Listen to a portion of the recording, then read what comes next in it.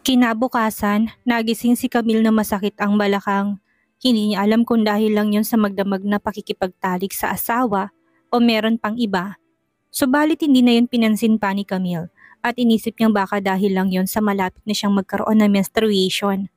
Isa pa, kailangan niyang kumilos at magpunta sa shop ni Mrs. Tupas dahil yun ang unang araw niya sa trabaho at kailangan niyang pumasok ng maaga. Matapos makaligo at makapagbihis, ay umalis si Camille ng Reynosa residence na puno ng confidence. Ang art studio ni Mrs. Tupas ay nasa sentro ng Maynila. May 3 palapag iyon at ang disenyo ay agaw pansin dahil yari ito sa salamin. Kaya mula sa labas ay kitang-kitang mga paintings at drawings na nakadisplay sa studio na nagiging center of attraction. Alam ni Camille na galing sa mayamang pamilya, si Mrs. Tupas. Merong clothing factory ang pamilya ni Mrs. Tupas pero hindi niya gusto na manahin ang negosyong iyon kaya nagbukas siya ng sariling art studio. Tutol ang mga magulang nito noong una pero sinikap ni Mrs. Tupas na pagbutihin pa ang ginagawa. Finally, you're here, Camille. Masaya ako dahil dito sa shop ko napili mo magtrabaho. Kailangan ko talaga ngayon ng tulad mong very talented at creative. Salubong ni Mrs. Tupas sa kanyang papasok sa bahila sa kanyang kamay. Thank you po, Mrs. Tupas, dahil tinanggap niyo ako bilang artist. Nahihiyang pasasalamat ni Camille sa babae. Nakaramdam ng hiya si Camille dahil sa sobra-sobrang papuring natatanggap niya mula kay Mrs. Tupas. Fresh graduate lang siya at kahit marami na siyang naging customer noon, sa studio ni Mrs. Tupas ay puro naman yun small orders lang. Ano ba? Ba't parang nahihiya ka pa? Tapik ni Mrs. Tupas sa kanyang braso.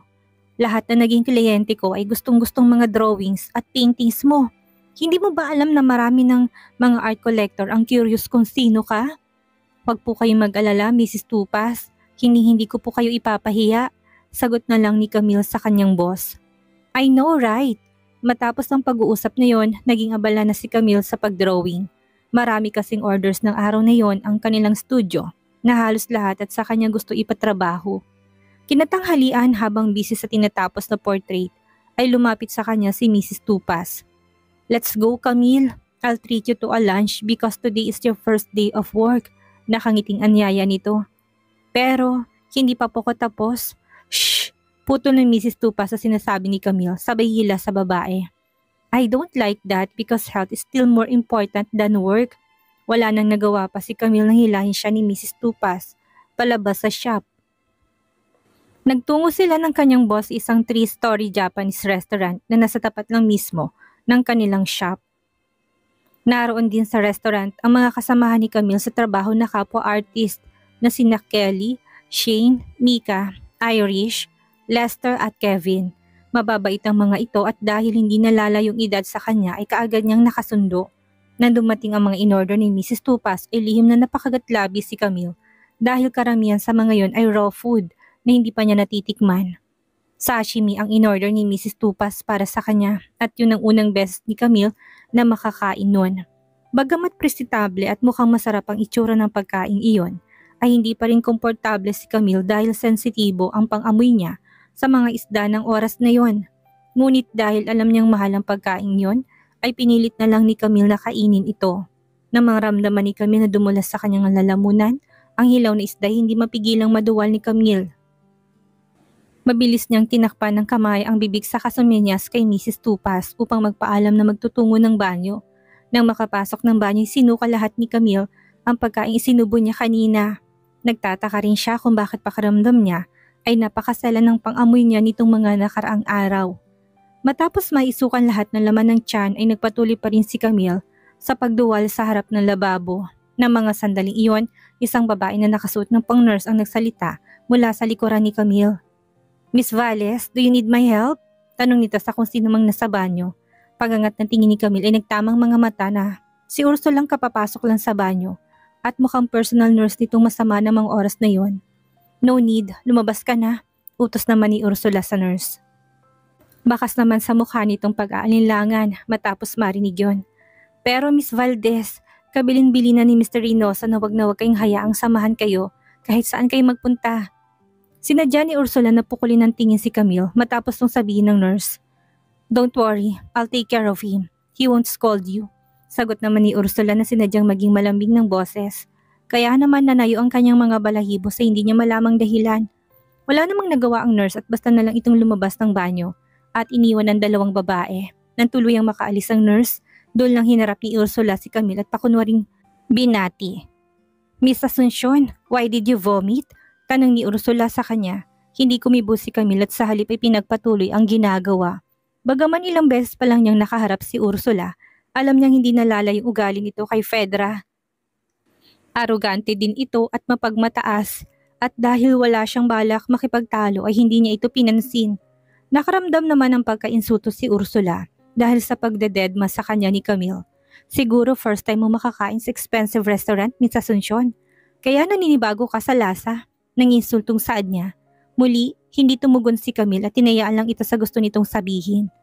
In fact, sometimes eating is like a person. May mga taong hindi kumakain ng cheap food. Pero minsan naghahanap din sila ng cheap na pagkain dahil curious sila sa kung anong lasa. But then, they realize that cheap food is tasteless and unhealthy. So they go back to delicious quality food. Naintindihan mo ba ang ibig ko sabihin, Miss Asuncion? Alam na alam ni Camille na ang ibig iparating ni Ursula na siya ang cheap na pagkakataon. At ito naman ang masarap at mamahaling pagkain. Nagkibit balikat si Camille sa kakalmadong humarap kay Ursula. First time ko ngang makakain ng mamahaling pagkain, pero matapos kong tikman ang nalaman kong hindi naman pala ganun kasarap. Lahat ng tao ay iba-iba ang panglasa at hindi lahat ng mamahaling pagkain ay masarap. Meron din namang simpleng pagkain lang pero dinaig pang mamahaling pagkain dahil sa masarap na lasa. Nang marinig yon ay otomatikong nagdilim ang mukha ni Ursula, halatang hindi nagustuhan ang sinagot ng babaeng kaharap. Masyado kang bilib sa sarili mo, Miss Asuncion. Akala mo ba talaga mahal ka ni Seryo?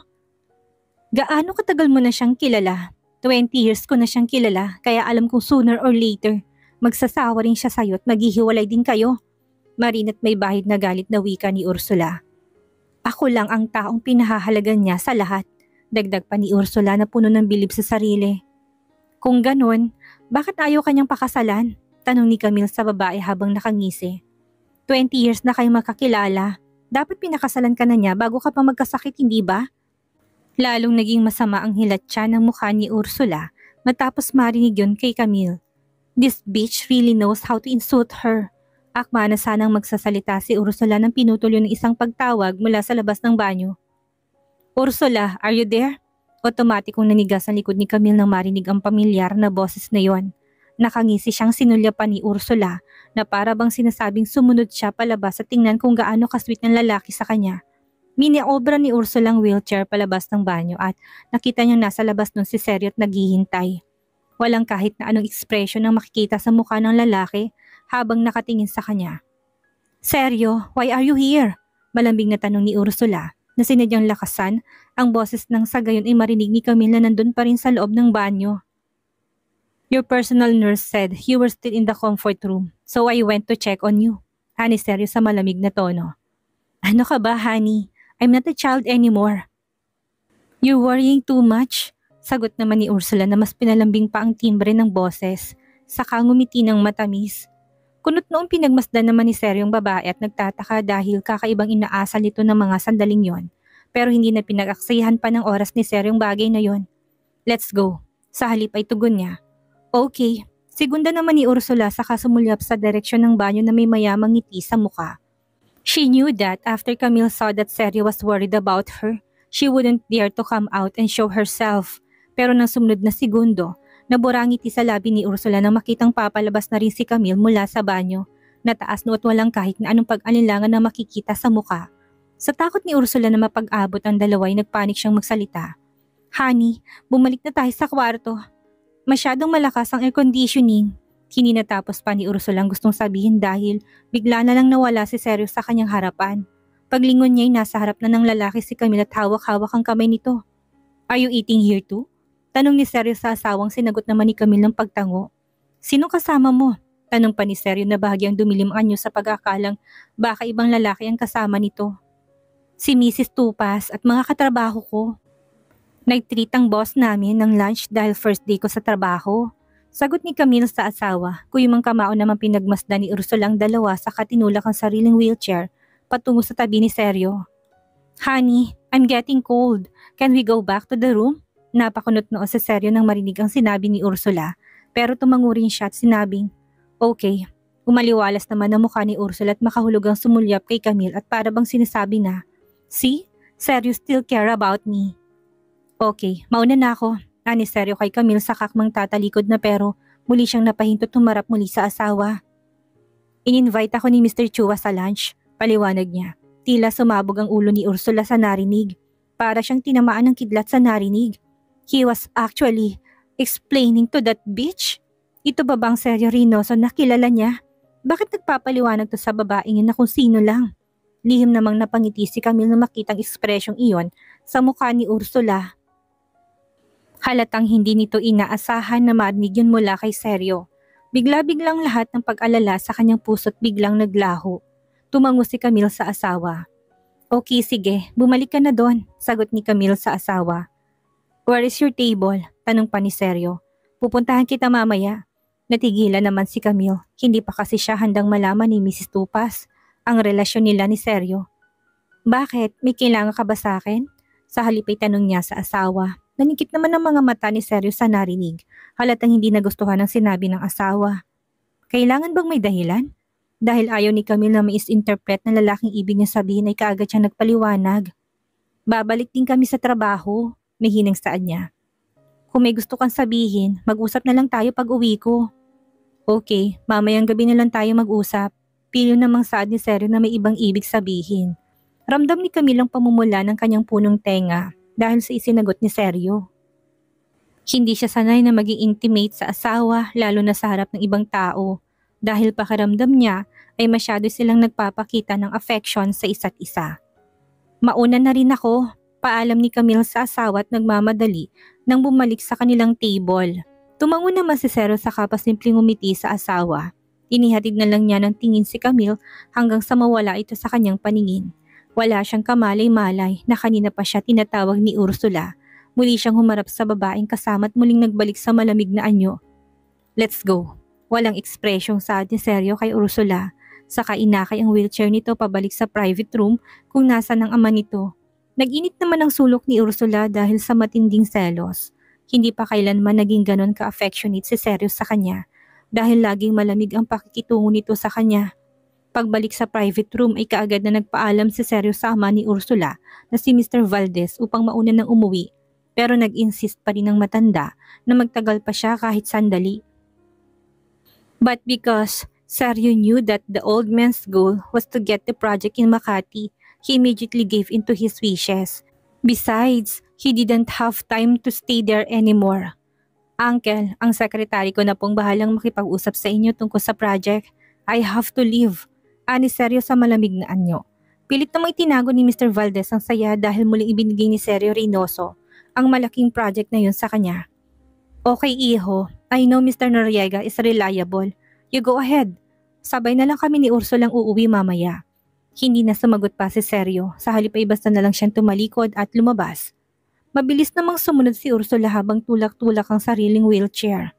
Seryo, ihahatid na kita palabas, ani Ursula habang nakasunod sa likuran ng lalaki. No need, mahirapan ka lang, kaya hindi mo na kailangang ihatid ako. Sagot naman ni Seryo sa malamig pa ring tono.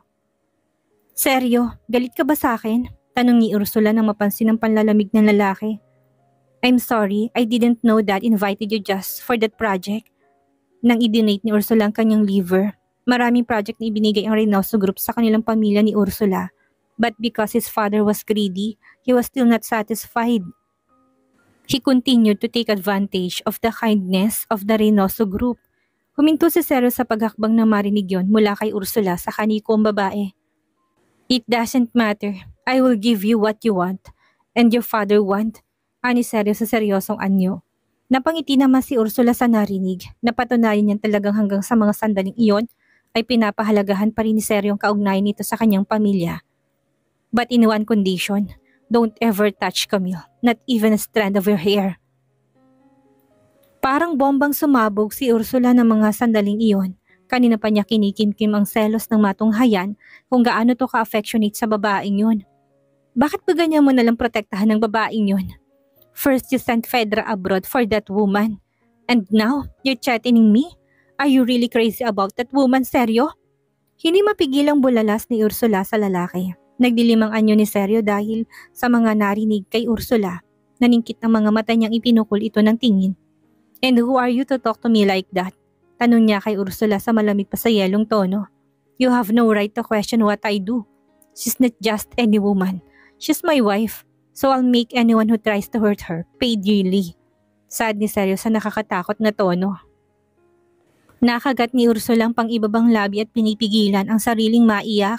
Hindi niya matanggal sa sarili ng lalaking pinakamamahal niya ay minagmamay-ari na ng puso. I'll give you anything you want in exchange for donating your liver to Daddy. But I'll never marry you, Ursula. Dagdag pa ni Seryo na tuloy ang ikinaiyak ng babae. Namayan niyang sandaling katahimikan sa pagitan ng dalawa at ang tanging maririnig lang ay ang pagsinghot-singhot ni Ursula. Subalit makalipas ang ilang minuto ay luha ang nag-angat ng tingin si Ursula sa lalaki. If you didn't meet her, is there any hope for you to marry me? Lumuluhang tanong ni Ursula. Diretsong sinalubong ni Seryo ng tingin ng babae sa kawalang pag-alilangan na sumagot. No, because I only see you as a friend. Diretsong wika niya. At kung bibigyan ako ng chance na pumili ng babaeng pakakasalan, ay si Camille pa rin ang pipiliin ko. Matapos sabihin niyon ay tuluyan ang tumalikod si Seryo sa umiiyak na babae. He knew he had hurt Ursula, but that was better than giving her hope for something he couldn't give. Samantala, muling bumalik si Camille sa table kung nasaan ang kanyang mga kasamahan. Hindi naman nagtanong ang mga ito kung anong nangyari sa kanya, maliban kay Mrs. Tupas na tumabi sa kanya at pasimpleng nagtanong. Are you okay? Hindi mo ba nagustuhan ng pagkain? Gusto mo na mag-order ako ng bago? Pabulong na tanong ni Mrs. Tupas. Mabilis namang umiling si Camille sa kanyang boss. Nako, hindi po Mrs. Tupas. Ayos lang po ako. Medyo masama lang pong timpla ng sikmura ko. Sagot ni Camille na nahihiya. Okay, ikaw ang bahala. Just tell me if you're not feeling well, okay? Muling paalala ni Mrs. Tupas. Sige po, Mrs. Tupas. Thank you po. Anang Camille na bahagyang na-touch sa pag-aalala ng kanyang boss. Hindi din nagtagal ay nagpasya na ring bumalik si Camille at ang mga kasamahan sa trabaho. Si Seryo na kasalukuyan na sa parking na naturang building ay nabistahan ng asawa na papalabas. Naglakad siya upang lapitan si Camille subalit nakakailang at hakbang pa lang siya nang biglang tumunog ang kanyang cellphone. Huminto siya sa paglalakad at sinagot yon nang makitang si Victor ang tumatawag. What? Iritableng tanong niya habang ang paningin ay nakay Camille pa rin na kasalukuyan naghihintay sa mga kasamahan. Bro, hurry up! Magpunta ka dito sa ospital. May nangyari kay Uncle Grudge. Saad ni Victor sa kabilang linya. Hindi na sumagot pa si Seryo at basta nalang pinatay ang tawag. Saka muling sumulyap sa direksyon ni Camille. Wala na ito doon at marahil nagbalik na sa trabaho. Kaya naman mabilis na rin siyang umalis patungo sa South Manila Medical Hospital. Pagdating sa hospital ay kaagad na dumiretso si Seryo sa private ward ng kanyang daddy. Naabutan niya doon si Victor at dalawa pang doktor at nurse na kasama nito. What's going on? Tanong niya kaagad. He went into cardiac arrest and he had to be given defibrillators to get his heartbeat back to normal. Sa ngayon ligtas na si Uncle Grudge. Kailangan na lang niyang bantayan. Ani Victor. Pinagmasdan ni Seryo ang kanyang daddy na payapang natutulog. Hindi niya alam kung bakit bigla itong nakoma dahil lang sa kanilang pagtatalo. Hindi niya alam pero pakaramdam niya ay parang may mali sa mga nangyayari. And bro, may gusto kong sabihin sa'yo. Let's talk to my office. Saad pa ni Victor sa kaibigan. Kaagad namang sumunod si Seryo at nagtungo sila sa private office ni Victor. What is it? Tanong niya nang makaupo sa swivel chair sa tapat nito. I found a toxic substance in Uncle Grudge's blood. Ani Victor na ikinagulat ni Seryo. What does that mean? Kunot noong tanong ni Seryo. It's either he drank something containing a toxic substance or it came from the foods. Sinasabi mo bang yun ang dahilan kung bakit siya inatake sa puso? I can't say yet, but for now this is what I see as a possible reason. Matapos ng pag-uusap na yon ay nagpaalam na rin si Victor dahil may nakaschedule pa tong operasyon. Muling bumalik si Seryo sa kwarto ng kanyang daddy at sandaling nagstay doon. He also hired a personal nurse to look after his daddy. He doesn't have time to take care of her because he has a lot of work to do at the company. In bed, his daddy slept peacefully with a hunched face and pale lips. Bigla tuloy niyang naalalang panahon ng kamamatay pa lang ng kanyang mommy ay gabi-gabi itong nagiinom mag-isa. Yun ang naging dahilan kung bakit nasirang atay nito at kinailangan ng liver transplant. Naisip niyang kung hindi talaga nito mahal ang kanyang mommy, bakit ito magpapakalulong at lulunurin ng sarili sa alak. Narealize tuloy niyang baka nagkakamali lang siya ng pagkakaintindi sa kanyang daddy, kaya plano niyang kausapin ito ng masinsinan sa oras na magising ito. Naglagi pa si Ceres sa kwarto ng kanyang daddy at madaling araw na nakauwi siya sa Reynosa residence. He found Camille lying on the sofa, probably falling asleep waiting for him. Lumapit siya para sana yakapin ng asawa pero naalala niyang galing nga pala siya sa hospital, kaya nagpa siya siyang mag-shower na muna. Nang matapos makaligo ay muli siyang bumalik kay Camille na mahimbing pa rin ang pagtulog. Dahan-dahan niya itong binuhat patungo sa kanilang kwarto at nahiga sa tabi nito. May ilang minuto rin niyang pinagmamasdan ng maamumukha ng asawa hanggang sa tuluyan na siyang pumikit at makatulog. Kinabukasan na magmulat si Camille ay sumalubong sa kanyang bakanting espasyo sa kanyang tabi. Wala siyang kaalam-alam sa nangyari kagabi dahil mahimbing ang kanyang tulog. Ang buong akala tuloy niya ay hindi umuwi si Sergio kaya matamlay siyang bumangon sa kama upang magtungo ng banyo at maligo. Nang makapagbihis at magpunta sa kusina para sana uminom kahit man lang gatas ay nagtataka siya nang makaamoy siya ng pagkain. Wala siyang naalalang nag-utos siya sa kanilang housekeeper na maghanda ng makakain. Kaya naman dali-dali siyang nagtungo sa kusina. Subalit nakagat niyang pang ibabang labi nang makitang kanyang asawa nang naruroon sa kusina at nagluluto. Katulad ng dati napaka-elegante at napakalinis nitong tingnan sa puting long sleeve at itim na slacks. Pero dahil nagluluto ito'y bahagyang nakarol yung manggas noon hanggang sa siko. "Good morning, wifey. Gising ka na pala?" Nakangiting bati ni Sergio nang makitang asawang nakatayo sa bungad ng pinto. Lumapit siya kay Camille at masuyong hinilikan sa labi. Hindi kaagad nakasagot si Camille at natulala na lang sa lalaki. Hindi siya makapaniwala na meron palang ganitong side si Sergio. Ang pagiging maasikaso at maalaga. Malayong malayo sa Sergio na kilala niya na walang pakialam sa iba at may malamig na puso.